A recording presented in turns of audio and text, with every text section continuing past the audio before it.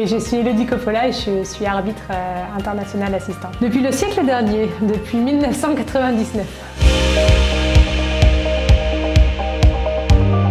La sélection pour la Coupe du Monde, évidemment, c'est un aboutissement d'un long travail, de longue haleine, depuis plusieurs années. Ça demande beaucoup d'organisation, de travail. Certains diront qu'il y a des sacrifices, moi j'appellerais ça des choix. Mais en attendant, effectivement, d'avoir découvert et de voir mon nom sur cette fameuse liste, c'est un aboutissement. Après, effectivement, il y aura d'autres challenges, comme tout sportif s'impose et va toujours chercher encore plus loin. La liste est tombée au mois de décembre, la Coupe du Monde commence au mois de juillet, donc effectivement on a eu 6 mois pour se préparer.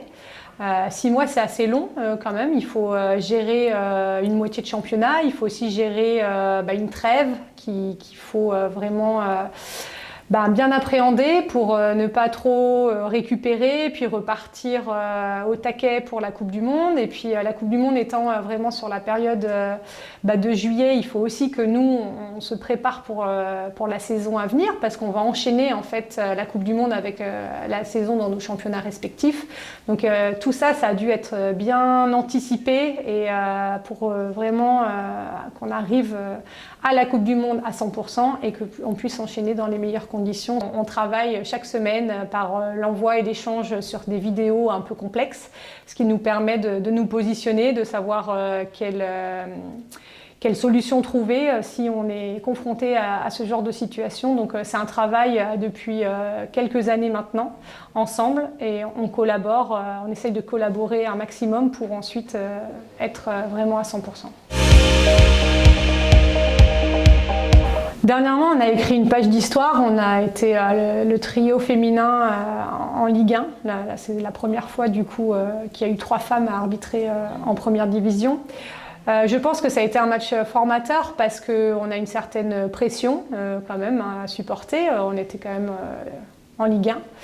Il y avait la VAR, donc ça nous a permis aussi de nous préparer dans le sens où à la Coupe du Monde, on va avoir le système de la VAR. Moi, dans mon championnat en national, il n'y a pas la VAR, donc ce match entre la pression plus la VAR, quand il y a l'arbitrage vidéo, du coup, on a des process à respecter qui sont différents de mon championnat. Ça demande beaucoup de concentration, ça demande beaucoup de lucidité, et je pense effectivement que ce match est, je dirais pas un match référence, mais un match important pour la formation, pour aller à la Coupe du Monde.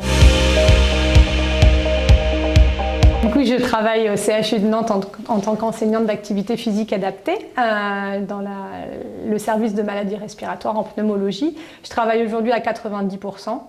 Je travaille jusqu'au jeudi soir. Je pose mon vendredi matin de congé. Et puis j'ai un temps partiel, donc du vendredi après-midi, parce que mes matchs en national ont lieu le vendredi après-midi. Ce qui fait que ça fait quand même des semaines assez chargées, ça demande beaucoup d'organisation, d'anticipation, mais aujourd'hui j'y trouve mon compte, ça fonctionne bien. C'est quelque chose qui se fait bien, j'aime mon travail avec le côté de collaboration avec les médecins, les infirmières, les kinés, tout le côté paramédical, et j'aime aussi l'arbitrage pour le côté collaboration avec l'équipe. Donc pour moi c'est important, c'est vraiment, si ça marche aujourd'hui, c'est parce que j'ai trouvé un équilibre entre les deux.